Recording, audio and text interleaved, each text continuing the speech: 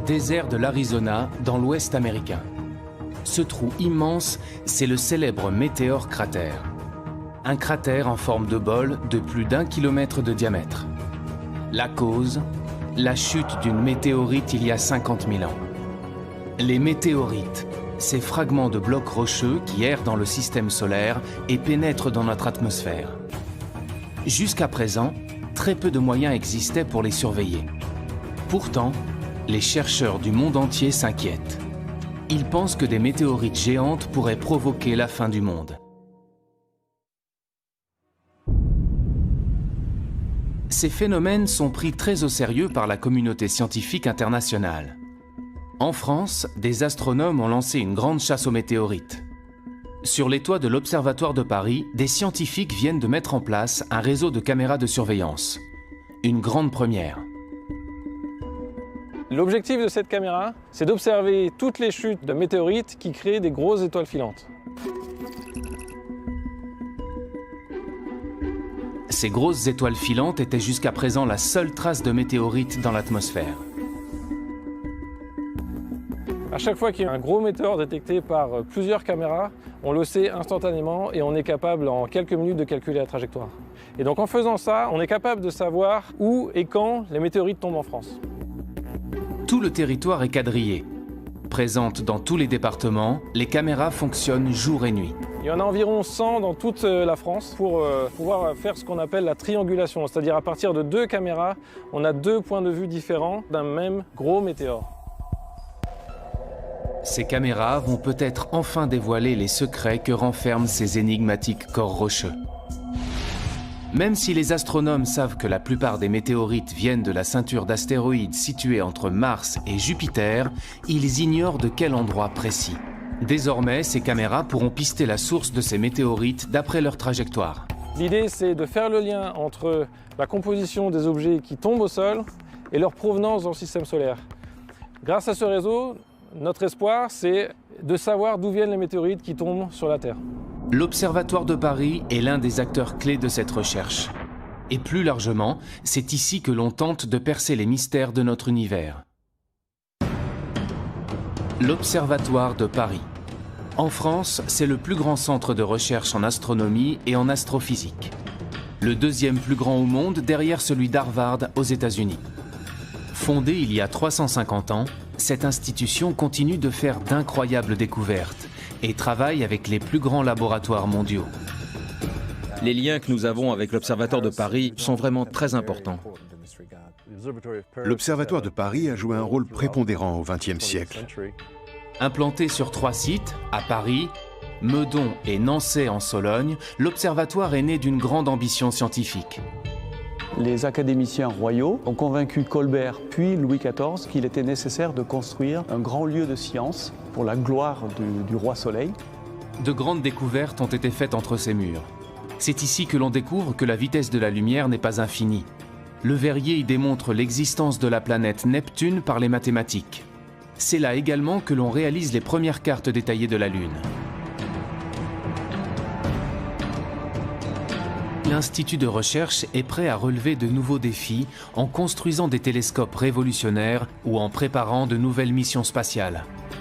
Ce sera la première fois que le LESIA travaillera sur un instrument qui atterrira sur Mars. L'une des premières choses qu'on doit le rechercher, c'est est-ce qu'il y a de l'eau liquide à la surface des objets qu'on va étudier.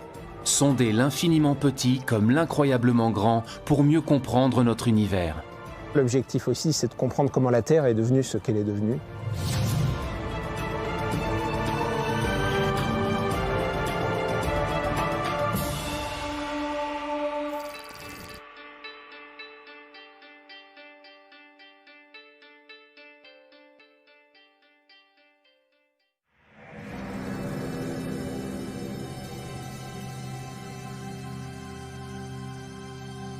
Nous sommes à l'ouest de la capitale, à Meudon. Sur les hauteurs de la ville, de majestueuses coupoles astronomiques dominent Paris. Fondé en 1876 par l'astronome Jules Janssen, le site de Meudon est rattaché à l'Observatoire de Paris depuis le début du XXe siècle. À première vue, l'endroit semble paisiblement endormi. En réalité, il abrite les projets scientifiques les plus ambitieux d'aujourd'hui. Ici, on ne se contente pas d'observer les étoiles. On prépare entre ces murs les grandes conquêtes spatiales de demain, en collaboration avec les laboratoires les plus renommés au monde. La nouvelle approche que permet le spatial, c'est à la fois un point de vue différent, d'être en dehors de l'atmosphère de la Terre, ce qui permet d'observer certaines longueurs d'onde qui sont inaccessibles au sol, donc de sortir de l'enfermement sur Terre qui était le lot des astronomes précédents. Grâce à certaines missions spatiales, on tente aussi de se prémunir de risques majeurs qu'encourt notre planète. Au LESIA, le laboratoire d'études spatiales, on participe justement au lancement d'un nouveau satellite, Solar Orbiter. Il quittera la Terre pour une destination un peu particulière, le Soleil, notre étoile.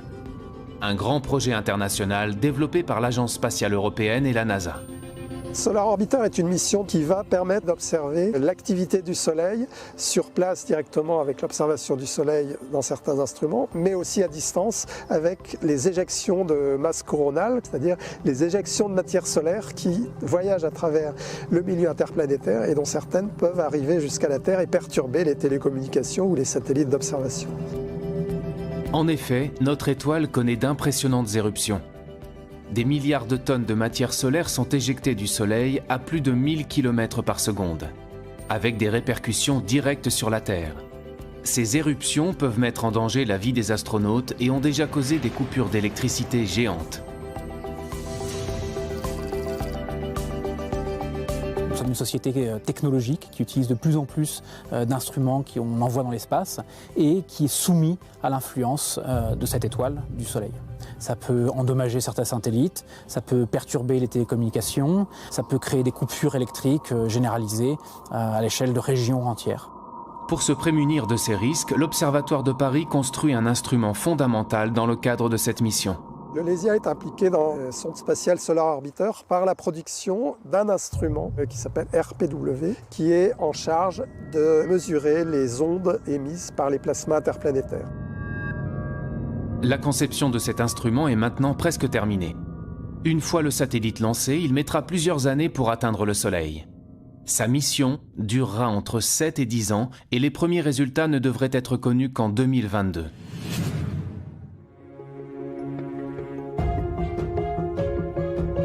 En attendant, les astronomes doivent s'assurer quotidiennement que le Soleil ne représente pas de danger pour notre planète.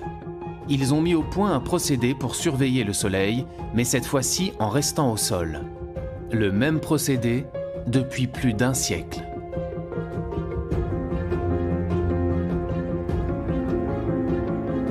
Ce qu'on fait depuis 108 ans, c'est qu'on prend des images du Soleil avec les instruments qui sont présents ici.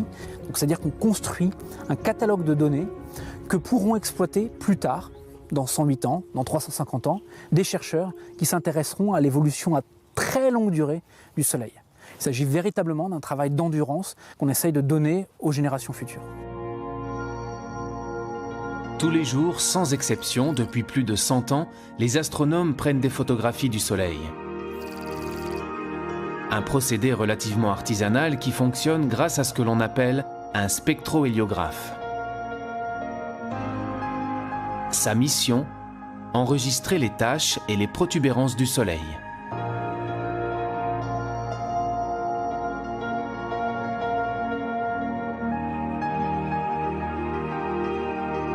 Il est nécessaire d'avoir ces types d'observations qui sont faites au sol, qui sont faites de manière relativement simple par rapport à ce qu'on est capable de faire, mais qui sont irremplaçables.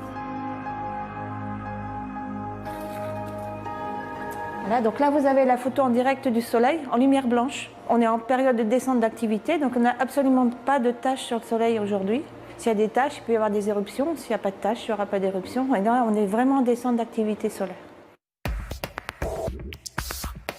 Aujourd'hui, la photographie ne prend que quelques secondes et les résultats sont immédiatement informatisés. Mais cela n'a pas toujours été aussi simple. L'Observatoire de Paris a 350 ans. Ça fait à peu près 350 ans que certains chercheurs s'intéressent à étudier le Soleil. Mais à l'époque, ils avaient des méthodes où ils remplissaient des cahiers, où ils marquaient leurs observations. Section sur K, c'est la longueur d'onde, hein, surtout la longueur d'onde et l'heure du cliché là-dessus. 22 juillet 1920.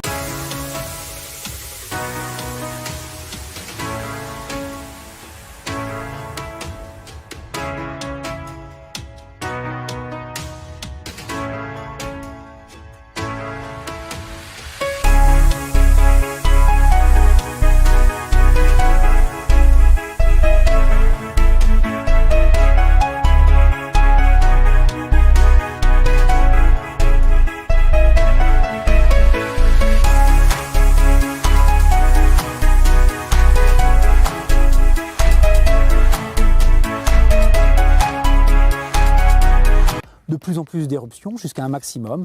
Et puis à nouveau, pendant quelques années, la fréquence des éruptions va diminuer jusqu'à ce qu'on arrive à un minimum où il n'y aura aucune éruption.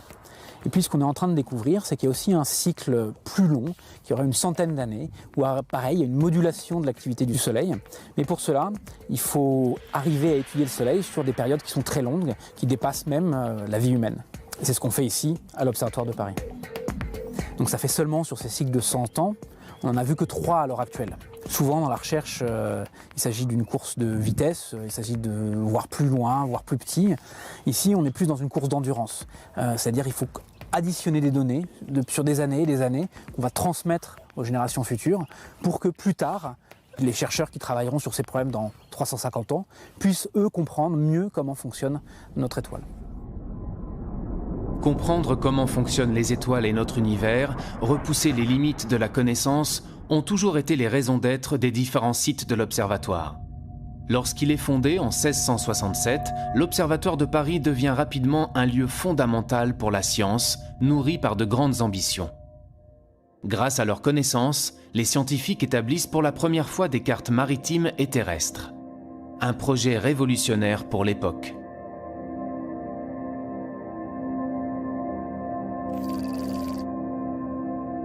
Sous le règne de Louis XIV, il était nécessaire de construire des cartes précises. Et on avait demandé à l'époque aux astronomes, grâce à leur connaissance du ciel et des mesures de latitude et de longitude, de construire la carte, notamment la carte de France.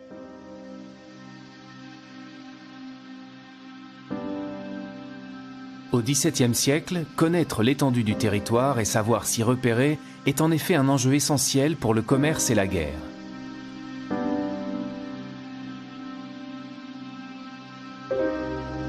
Pour l'anecdote d'ailleurs, il s'est avéré que cette carte montrait que le territoire du royaume de France était en fait beaucoup plus petit que ce qu'on croyait à l'époque, ce qui a fait dire à Louis XIV que ces astronomes, qui l'avaient si bien soutenu financièrement, lui avaient fait perdre plus de territoire que ne lui avait fait gagner toutes ces guerres.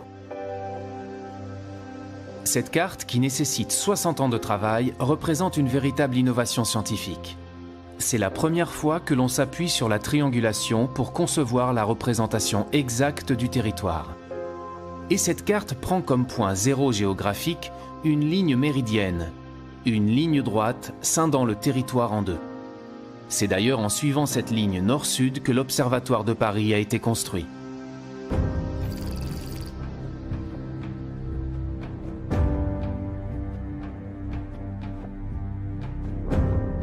Nous sommes ici dans la salle Cassini, qu'on appelle aussi la salle de la Méridienne de l'Observatoire de Paris, tout simplement parce qu'elle contient le Méridien de Paris, qui est cette ligne que vous voyez ici, qui a été tracée par les académiciens le 21 juin 1667. Ces académiciens qui ont donné comme instruction à l'architecte Claude Perrault de construire un bâtiment symétrique par rapport à cette ligne. Cette salle majestueuse, en fait, est un gigantesque instrument de mesure. En haut, ici, vous avez une ouverture avec une petite optique qui permet de projeter l'image du Soleil sur le sol. L'été, le Soleil est très haut sur l'horizon et par conséquent, l'image du Soleil se projette de ce côté de la salle. L'hiver, il est très bas et l'image du Soleil se projette complètement de l'autre côté de la salle. Et entre les deux, l'image du Soleil fait un aller-retour. Et donc tous les jours, à midi vrai, on peut mesurer précisément à quel endroit cette image traverse le méridien. En projetant l'image du Soleil sur cette ligne, les astronomes de l'Observatoire ont pu démontrer que l'axe de rotation de la Terre s'inclinait sur son orbite. Ils ont également pu établir une mesure précise du temps grâce à cette ligne méridienne. Pendant presque tout le XVIIIe siècle, les astronomes ont mesuré précisément, jour après jour, année après année, la position du Soleil sur le méridien à chacun de ses passages. À la fin du XIXe siècle, les transports se développent fortement et une heure universelle doit être adoptée. La suprématie anglaise dans le commerce maritime fait gagner le méridien de Greenwich. Mais l'Observatoire reste l'un des maîtres incontestables du temps et définit encore l'heure légale française. La mesure du temps, c'est une des raisons majeures de la fondation de l'Observatoire de Paris. Dès la fin du XIXe siècle, les astronomes de l'Observatoire fabriquent le temps grâce aux horloges mécaniques. Et à l'époque, cela se passe dans les galeries souterraines de l'institution. Voilà, nous arrivons tout en bas des caves de l'observatoire. Et ici, nous allons aller vers les salles où étaient entreposés donc, les laboratoires. On stockait les horloges donc mécaniques puis à quartz au sous-sol parce que ici la stabilité de température, comme on est très profond, est très bonne tout le long de l'année. Elle fluctue quasi pas beaucoup moins qu'1 degré. Tous les systèmes mécaniques de précision ou les systèmes à quartz, ils sont très sensibles aux fluctuations de température. Donc ça change un petit peu la fréquence, la vitesse d'écoulement mesurée par l'horloge. Voilà. Donc plus c'est stable, mieux c'est. Et ici, personne ne passe, personne n'ouvre de porte, personne ne vient. Voilà. Ça s'est terminé dans la deuxième moitié du XXe siècle, au moment où toutes ces horloges ont été remplacées finalement par les horloges atomiques. Les horloges atomiques. Une véritable révolution scientifique développée dans les années 60. Dans des salles protégées comme des bunkers, à l'abri de la lumière et de la chaleur, l'observatoire définit le temps grâce à l'oscillation régulière de certains atomes. Ici, nous sommes dans une pièce où nous avons une horloge atomique. Elle sert à réaliser la définition de la seconde. Et cette définition, elle est basée sur une définition par rapport à l'atome de césium, qui est de exactement 9 192 631 770 par seconde. Les atomes de césium ont la propriété de se mouvoir selon un mouvement de va-et-vient, une oscillation extrêmement régulière. Et nous, ce qu'on fait dans cette horloge, c'est qu'on va compter cette oscillation et donc être capable de réaliser exactement une seconde. Lorsqu'il passe d'un niveau d'énergie à un autre, l'atome de césium émet une fréquence immuable du rayonnement électromagnétique qui détermine la seconde. Et une fois qu'on sait très bien réaliser cette seconde, ensuite il y a d'autres systèmes par ailleurs qui vont compter les secondes pour réaliser la minute, l'heure et le temps en continuant à compter. Pour mesurer cette seconde, on provoque cette oscillation dans cette pièce isolée de toute perturbation. Pour contrôler ces atomes, on les refroidit, ça veut dire qu'ils sont très lents. On va les lancer, ils sont sous vide. C'est comme quand vous lancez une pierre. Ils vont monter, retomber, et pendant toute cette interrogation, presque une seconde en fait, pas tout à fait, on va mesurer cette oscillation. Donc on va faire des mesures ensuite répétitives, et ça va nous permettre de parfaitement fixer l'intervalle de temps, qui est à la base de la réalisation de l'ensemble ensuite de notre échelle de temps.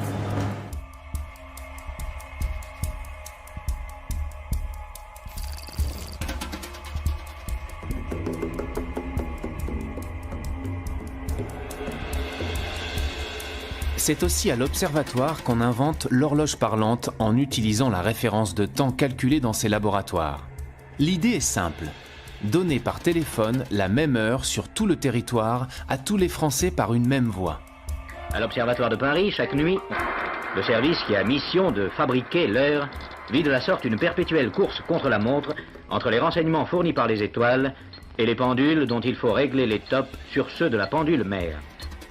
Il suffit de composer un numéro de téléphone pour obtenir la voix que tout Paris connaît et l'heure exacte. Il sera exactement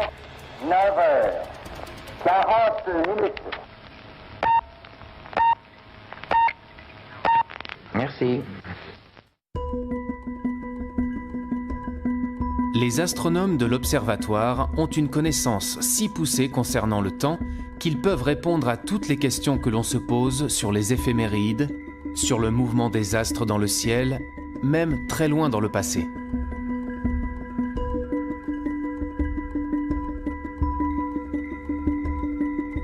On a des personnes qui se posent des questions quand même un petit peu profondes, donc sur l'espace qui nous entoure, sur le temps.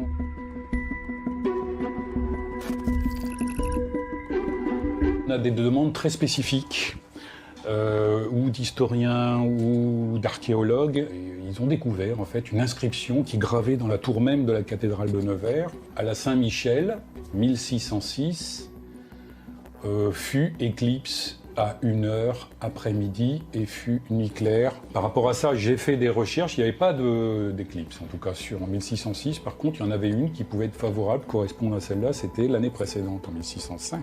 Donc nous, actuellement, avec les théories dont on dispose, on est effectivement en mesure de calculer l'état du ciel à un instant donné quelconque. Donc par exemple, remonter le temps jusqu'à 5000 ans en arrière. C'est pour ça qu'on a souvent des questions qui nous proviennent d'historiens ou d'archéologues, qui travaillent effectivement sur du matériau qui est aussi ancien que ça. Je reçois des demandes électroniques par mail et également du courrier. Donc celle-ci, elle provient d'un monsieur qui s'est posé une question toute simple. Il suppose un vaisseau spatial qui va accélérer continuellement à une accélération égale à l'accélération de la pesanteur, celle qui nous tient sur la Terre. Et en disant, à partir de ça, combien de temps va mettre ce vaisseau spatial pour atteindre une vitesse égale à la vitesse de la lumière et à quelle distance de la Terre cette vitesse sera atteinte.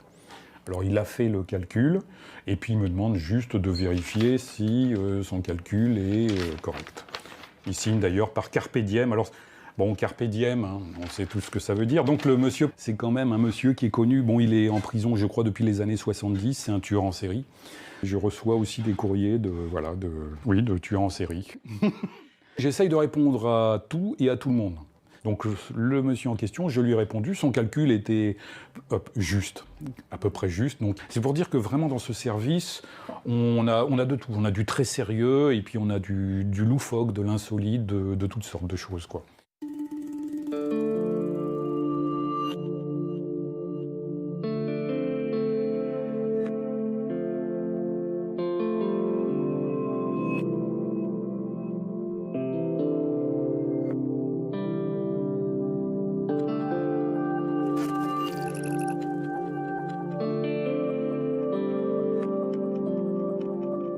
Le soir, Pascal Descamps s'offre un moment de nostalgie sur le toit de l'Observatoire de Paris.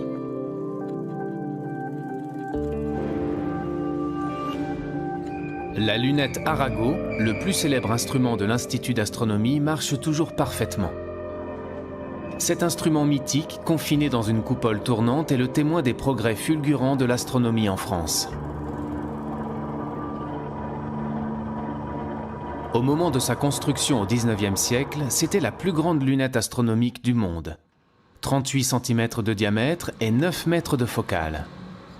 Cet instrument mythique, voulu par François Arago, a contribué aux recherches les plus célèbres de l'Observatoire de Paris.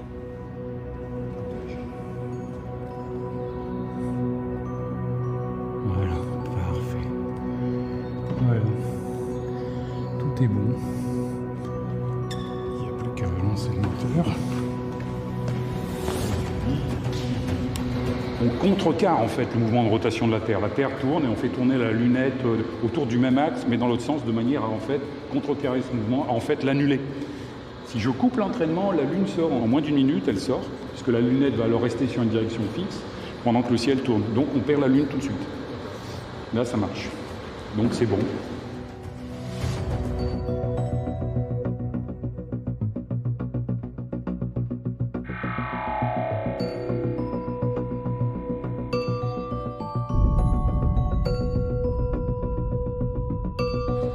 On sent vraiment le relief lunaire de façon assez impressionnante. Ouais, là, c'est très. Et puis ça bouge pas.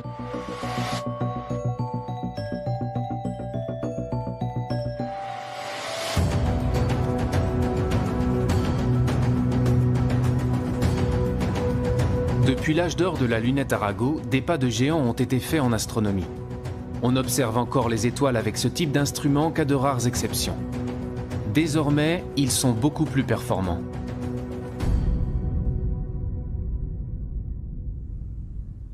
Pour obtenir une meilleure vision des astres, on construit des réseaux de télescopes utilisés par des équipes de recherche de différents pays. Astronome à l'Observatoire de Paris, Vincent Coudet du Foresto travaille justement depuis 15 ans sur un réseau de télescopes construit aux États-Unis.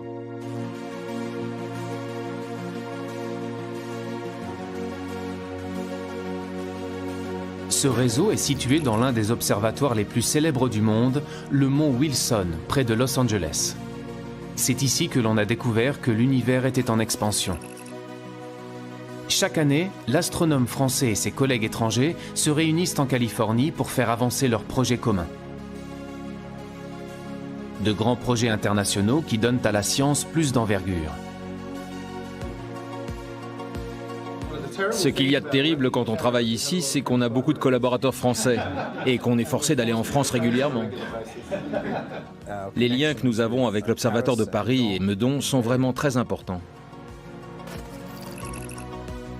Nous ne serions pas capables de développer toutes nos recherches scientifiques sans ces collaborations. parce qu'on ne peut pas être expert dans tous les domaines. Nous avons besoin de personnes qui viennent observer nos instruments et viennent enrichir ce que nous faisons avec leurs connaissances.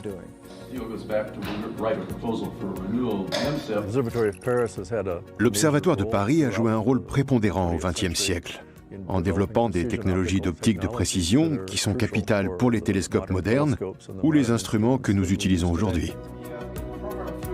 Vincent Coudet du Foresto et ses équipes de l'Observatoire de Paris ont conçu un instrument, Fluor, qu'il n'est possible d'utiliser qu'ici, au Mont Wilson, grâce aux 6 télescopes placés en réseau, idéalement espacés les uns des autres. Ce que notre équipe à l'Observatoire de Paris a amené, c'est un instrument qui s'appelle Fluor, qui recombine la lumière des télescopes de telle manière à ce qu'on va pouvoir simuler finalement le comportement d'un télescope de presque 300 mètres de diamètre qu'on serait bien incapable de construire. Imaginez un télescope de 300 mètres de diamètre. Au lieu de le fabriquer, imaginez que vous ne construisiez qu'un télescope d'1 mètre, et le même juste à côté. Maintenant, imaginez que vous puissiez former une seule image à partir de ces 2 télescopes. Là, vous vous demandez, est-ce que c'est possible de récolter avec ces 2 télescopes les mêmes données qu'avec un télescope de 300 mètres? Eh bien, la réponse est oui. Cette technique d'observation, c'est l'interférométrie. En combinant la lumière de plusieurs télescopes en réseau, il est possible d'obtenir une image d'une finesse équivalente à celle d'un télescope beaucoup plus grand. Fluor permet de combiner la lumière des télescopes du Mont Wilson par fibre optique et non plus avec des miroirs. Une révolution. Ici, nous avons construit le réseau de télescopes et toute l'infrastructure, et Vincent a apporté Fluor, son instrument, et peut l'utiliser. En échange, il le met à disposition d'autres scientifiques. On ne pourrait pas faire le travail qu'on fait maintenant s'il n'y avait pas ces collaborations internationales. Les compétences, elles sont très complémentaires. Ici, il y a une infrastructure qui est complètement unique, avec ces télescopes qui sont éloignés les uns des autres, qui permettent vraiment de simuler un télescope géant. Nous, on apporte un instrument qui permet de faire des images avec une très grande précision. Et c'est justement de l'apport de ces compétences complémentaires qu'on peut obtenir des observations intéressantes.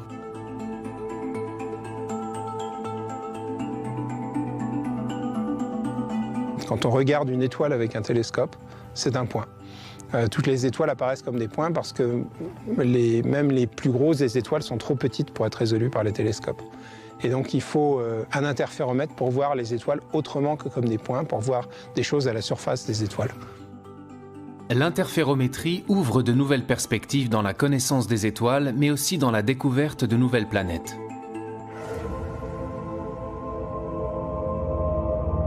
Parmi les projets qu'on a avec Fluor, il y en a un où on va regarder l'environnement des étoiles, ce qui se passe autour des étoiles. Et on sait que les étoiles, notamment quand il y a des systèmes planétaires, il y a des poussières qui restent en orbite autour de l'étoile et qui diffusent une sorte de lumière de halo. Et pour nous, ces lumières, c'est un peu la trace, c'est un peu la signature d'un système planétaire qui peut se trouver derrière. La signature d'un système planétaire comme celle d'exoplanètes, des planètes situées hors du système solaire, et que les astronomes découvrent par centaines depuis 20 ans.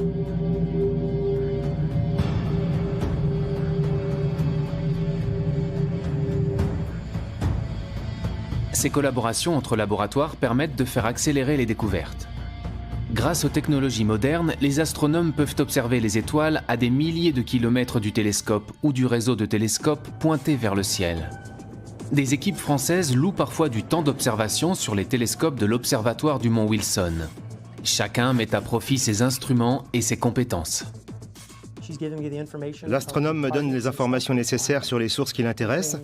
J'entre ces données, je pointe vers les étoiles qu'elle veut observer, je lui trouve les franges d'interférence et je les verrouille pour qu'elle puisse enregistrer ces données.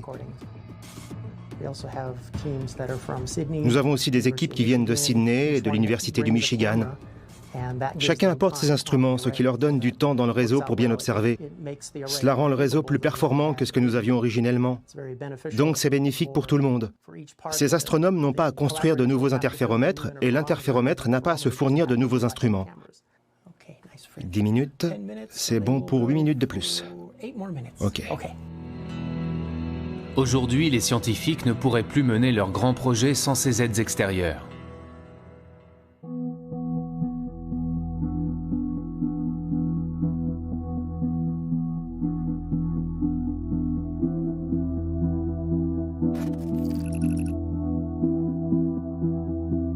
La recherche, c'est l'échange d'idées, et donc l'échange, la confrontation, la critique, et de la critique naît de nouvelles idées. Donc si on est tout seul dans son coin, en général, on n'arrive pas à grand-chose. En tout cas, on a besoin d'être à certains moments seul dans son coin pour réfléchir, mais si on ne confronte pas ces idées à la communauté à un moment ou à un autre, de toute façon, on n'avancera pas. Les découvertes futures nécessitent des moyens extrêmement importants qu'aucun pays au monde n'est capable de mettre sur la table tout seul. Donc on peut dire que tout ce qui était facile a déjà été fait, si vous voulez, et pour aller plus loin maintenant, il faut développer ces grands projets beaucoup plus complexes et beaucoup plus coûteux. Aujourd'hui, de nombreux pays rassemblent leurs forces pour résoudre la grande question de l'humanité. Sommes-nous seuls dans l'univers? Existe-t-il de la vie extraterrestre? Une planète pourrait apporter des réponses et obsède les chercheurs du monde entier. C'est Mars, la planète rouge. Après le succès de la mission menée sur Mars en 2012 et le lancement du rover Curiosity, les astrophysiciens espèrent que la planète rouge répondra enfin à leurs questions. Avec la NASA et une dizaine de laboratoires en France, les chercheurs de l'Observatoire de Paris participent à l'une des missions les plus attendues, la mission Mars 2020. La mission Mars 2020 est la mission qui va continuer d'explorer la surface martienne à la recherche de l'eau passée, de la minéralogie passée et de la biologie, de la possible existence de vie à la surface de Mars. L'une des premières choses qu'on doit le rechercher, c'est est-ce qu'il y a de l'eau liquide à la surface des objets qu'on va étudier. Pour répondre à cette question, les astrophysiciens de l'Observatoire de Paris conçoivent un petit instrument placé sur la caméra du rover. Nous travaillons ici sur une partie des détecteurs et sur toute l'ingénierie système de la caméra qui sera placée au bout d'un mât sur cette mission spatiale. On fabrique un petit instrument qui est un spectromètre infrarouge qui va nous permettre de faire la spectroscopie de la surface martienne. En fonction des différentes couleurs qui seront présentes, on sera capable de dire quels sont les minéraux qui sont présents à la surface de Mars et éventuellement même en quelle quantité. On va aussi essayer de voir s'il y a de la matière organique à la surface de Mars.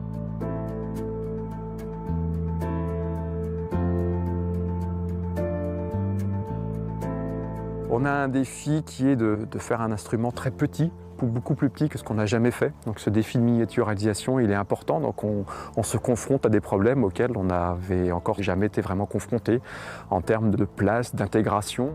Un vrai challenge. L'instrument doit être suffisamment petit pour se glisser dans la caméra du rover sans l'alourdir. Pour concevoir leur spectromètre infrarouge, les astrophysiciens font fabriquer sur place, dans l'atelier de l'Institut, leurs pièces miniatures construites sur mesure.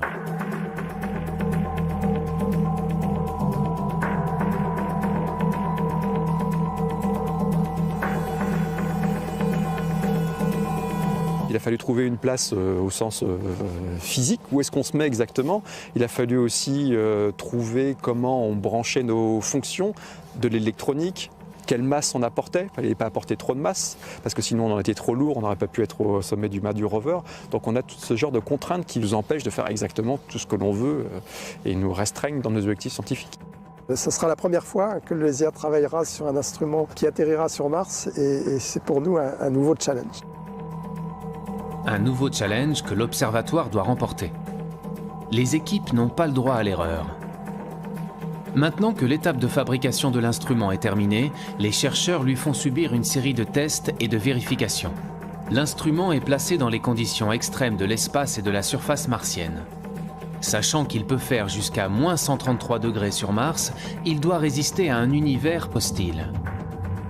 Pouvoir se dire qu'un petit morceau de métal et d'optique qu'on a créé se retrouve dans l'espace, c'est quelque part quelque chose qui nous rend très fiers.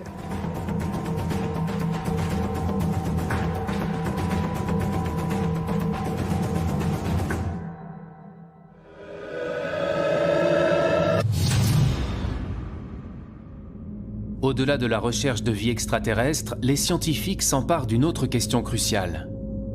Remonter aux origines du monde et comprendre comment les premières galaxies se sont formées. C'est l'objectif de la radioastronomie. En Sologne, à Nançay, dans le centre de la France, il existe un espace immense isolé en pleine forêt. 150 hectares qui font partie de l'Observatoire de Paris, mais pourtant situé à plus de 200 km de la capitale. Et pour cause, le lieu doit rester protégé des ondes radio parasites. Car ici, on développe la radioastronomie. Bien loin de la lumière que l'on perçoit, ces astronomes s'intéressent à une lumière invisible, les ondes radio, plus faibles encore que l'infrarouge. Il faut savoir que dans l'univers, il y a un tas d'astres qui vont émettre dans toutes les longueurs d'onde. Donc la radioastronomie va s'intéresser justement à observer ces astres ou tous les phénomènes célestes inimaginables dans le domaine des ondes radio.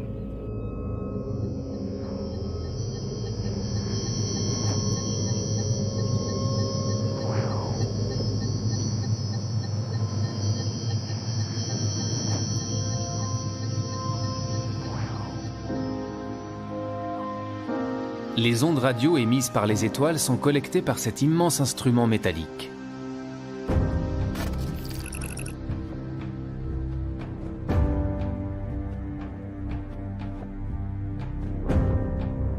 C'est l'un des plus grands radiotélescopes du monde.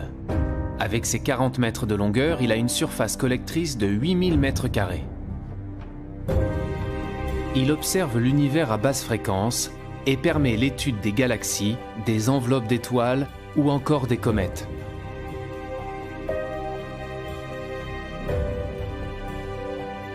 Vous pointez le télescope vers une direction d'observation du ciel, c'est la source qui vous intéresse.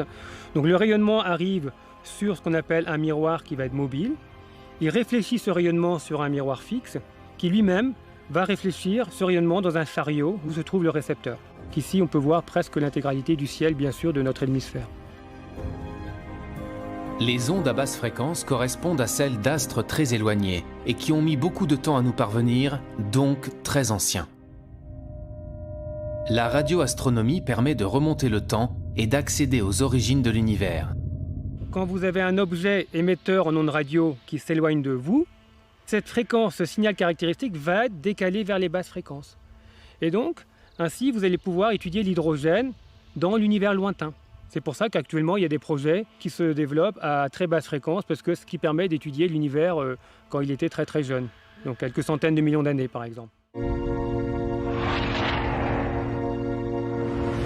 C'est également grâce à la radioastronomie que l'on a découvert les pulsars issus de l'explosion d'étoiles en fin de vie. Les pulsars nous ont donné de nouvelles indications sur la structure de la Voie lactée. Désormais, les chercheurs veulent aller encore plus loin dans l'observation des astres grâce à des radiotélescopes de nouvelle génération comme Nénuphar.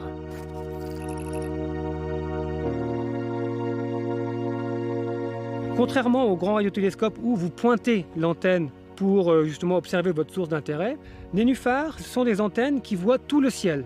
C'est un peu une révolution en radioastronomie en fait, c'est d'avoir des antennes qui voient tout le ciel et qui pointent et vous pointez dans différentes directions.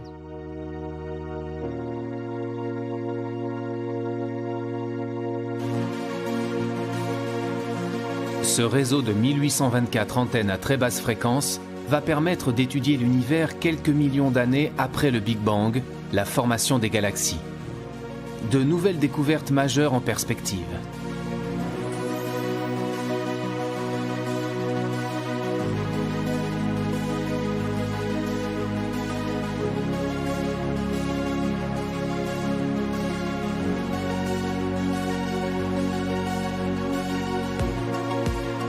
Fournir une vision renouvelée de la structure de notre univers pour en comprendre sa composition et son origine, c'est le défi quotidien que tentent de relever ces astrophysiciens.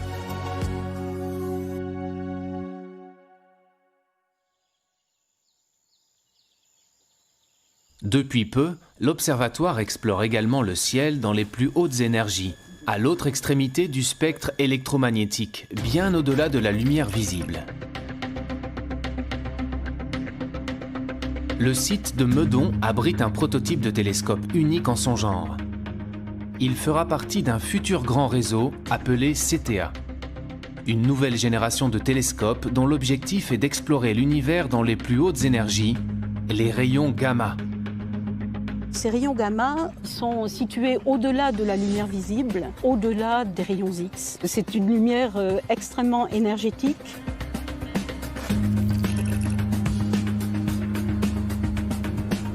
CTA va pouvoir observer des photons gamma qui ont des énergies de 10 puissance 10 à 10 puissance 14 fois plus grandes que l'énergie de photons optiques. Donc on voit qu'on touche là à un domaine qui est tout de même très loin de notre perception directe, personnelle. Grâce à une technologie interposée, on va pouvoir imaginer des façons de mettre en évidence ces rayons gamma et de les étudier, et du coup de devenir sensible, disons, en tant que civilisation technologique, on est devenu sensible aux rayons gamma de très hautes énergies. À ce stade du projet, les chercheurs sont encore en phase de test sur le prototype. Mais bientôt, plusieurs dizaines de télescopes comme celui-ci collecteront partout dans le monde ces rayons gamma. Ce que les télescopes vont observer, ce sont des flashs de lumière émis par des gerbes de particules. Des particules produites par les rayons gamma lorsqu'ils pénètrent dans l'atmosphère. On va pouvoir faire l'image de ces gerbes atmosphériques. Et donc ça va faire une sorte de cascade de particules qui va descendre petit à petit vers le sol. Et dans cette gerbe atmosphérique, il y a justement des particules très rapides qui vont émettre un flash bleuté très ténu qui va être détecté par les caméras des télescopes Cherenkov. Mais on voit les produits que son entrée dans l'atmosphère a générés et le rayonnement qui en résulte au bout du compte. Il faut avoir une résolution temporelle pour suivre l'évolution de ces flashs de l'ordre de la nanoseconde. Donc la nanoseconde, c'est 1 milliardième de seconde. Lorsque la nuit tombe, les tests d'observation peuvent commencer. L'équipe est composée de chercheurs du monde entier, chacun étant spécialisé sur une partie du télescope. Au total, 30 pays et 1200 scientifiques sont engagés dans ce projet hors norme. Ils espèrent tous repérer des cascades de particules dans le ciel de Paris.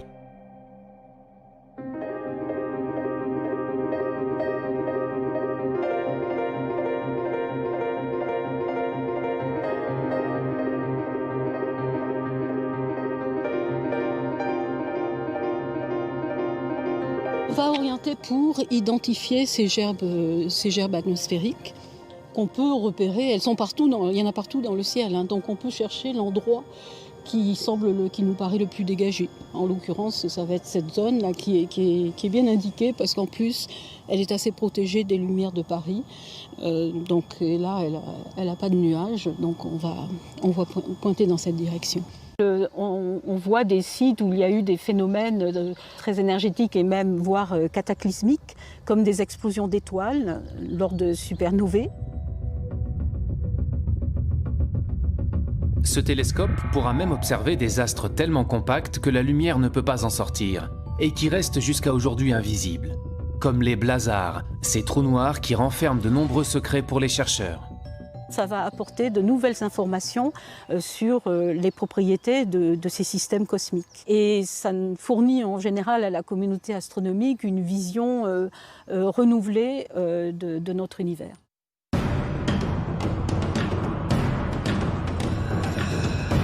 Grâce à tous ces nouveaux instruments ultra perfectionnés et des connaissances toujours plus poussées, les astrophysiciens peuvent observer le ciel dans les plus basses fréquences comme dans les plus hautes énergies. Mais ils se confrontent toujours à une limite, celle de la formation de notre univers. Aujourd'hui, on n'est pas capable en fait de remonter aux premières sources, à l'origine, à nos origines. On a besoin d'observer des galaxies de plus en plus lointaines, beaucoup plus distantes. Et pour cela, il faut des instruments de plus en plus puissants. L'instrument d'observation le plus puissant, c'est le projet futuriste ELT, Extremely Large Telescope. Un télescope européen géant, le plus grand télescope au monde, celui qui va peut-être réussir à remonter le temps jusqu'à l'origine de l'univers. Là, le but, c'est vraiment d'aller jusqu'au bout, d'aller vraiment étudier physiquement en fait, les premières sources de l'univers. C'était quoi d'abord? Est-ce que c'était des galaxies? Est-ce que c'était des amas d'étoiles? Est-ce que c'était autre chose? Des étoiles même, simplement, en explosion? C'est un télescope qui va être installé dans les années 2020. Ça consiste à prendre tous les grands télescopes existants sur la Terre aujourd'hui, c'est-à-dire 15 grands télescopes de 10 mètres, les mettre ensemble, combiner leurs miroirs et d'en faire un seul. Ces 39 mètres de diamètre, on doit les installer sous une coupole, ce qui fait que la coupole représente à peu près l'équivalent de 3 arcs de triomphe superposés. C'est l'un des projets européens les plus ambitieux en matière d'observation au sol.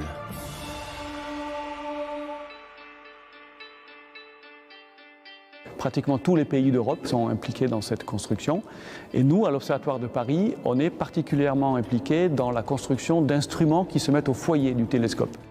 Le premier, qui est un spectro-imageur, qui travaillera dans le visible et l'infrarouge, et dont un des enjeux principaux est de détecter des exoplanètes.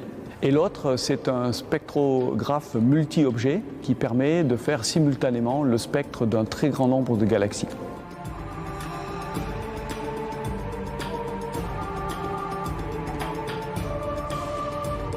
Il y a plus de 100 milliards de galaxies dans l'univers.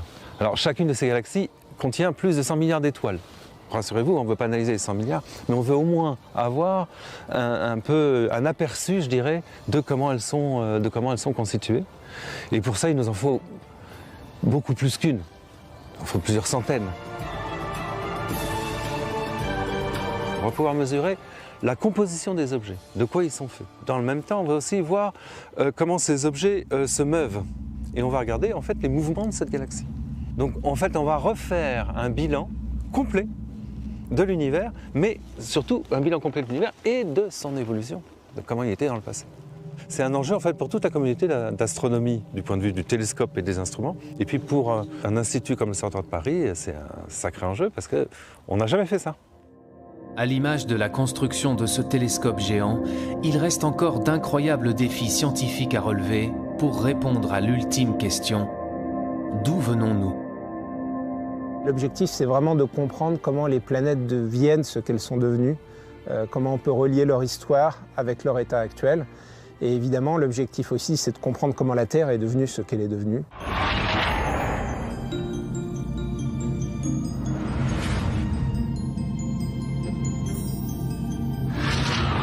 Imaginez par exemple un archéologue, il pourrait étudier par exemple toutes les espèces d'évolution, par exemple si on s'intéresse à l'évolution de l'homme, vous auriez à votre disposition toutes les différentes étapes. Mais on peut comme ça maintenant remonter à des objets qui ont quelques centaines de millions d'années, donc c'est-à-dire un univers qui est très très jeune. On a exploré le ciel en radio, en infrarouge, en ultraviolet, en rayons X et en rayons gamma. Donc là, on a balayé tout le spectre électromagnétique et maintenant l'astronomie moderne peut utiliser des informations sur le ciel venant de tous ces domaines. Et dans chacun de ces domaines, il y a eu un renouveau complet qui fait qu'aujourd'hui encore, l'astrophysique reste une science extrêmement active et en complet renouvellement.